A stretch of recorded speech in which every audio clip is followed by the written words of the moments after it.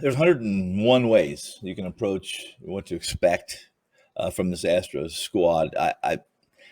Yeah, let's just put this. I'll put a preface that any preview I do, if we're going to base it on a 60-game sprint from last year, there's going to be question marks. At least, unless you're Nostradamus, I think some things are going to be uncertain, and there'll be surprises. But before I make any statement, also on the Astros, I'm one of those that was listen. I was always high on the Astros. I thought this was the best, one of the best, if not the best ever, as far as organizations go, and how they built clubs and how they built it from within. And obviously, they stepped outside the box every once in a while, and I could mention those names. But this is a team that made the playoffs with a sub 500 record last year, guys.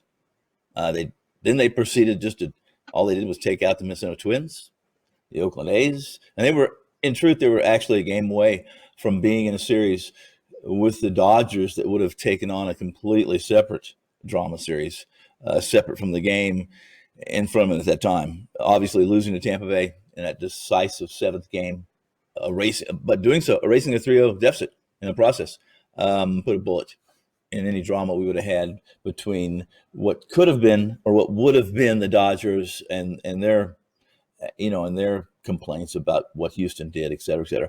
Let's assume, and this is probably a dream, let's just assume that Houston approaches this season with a clean slate, that there's not going to be a lot of animosity or a lot of pre-game stuff or during game stuff when Houston's playing the role of a visitor.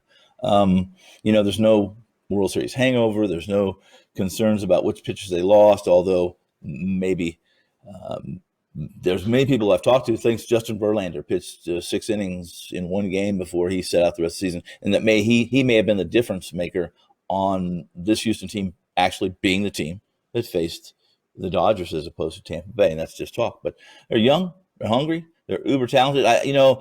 Can they fly under the radar? A lot of people say this team's flying under the radar. I kind of like their win total.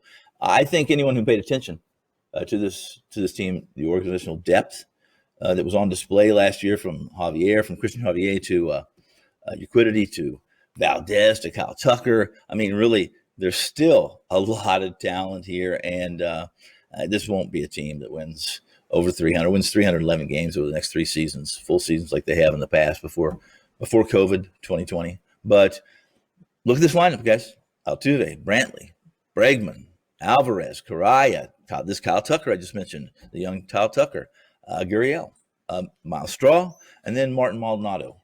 The rotations missing some players from past 3 years, but still Greinke, Javier, McCullers, Urquidy, and Luis Garcia, with Presley being the closer.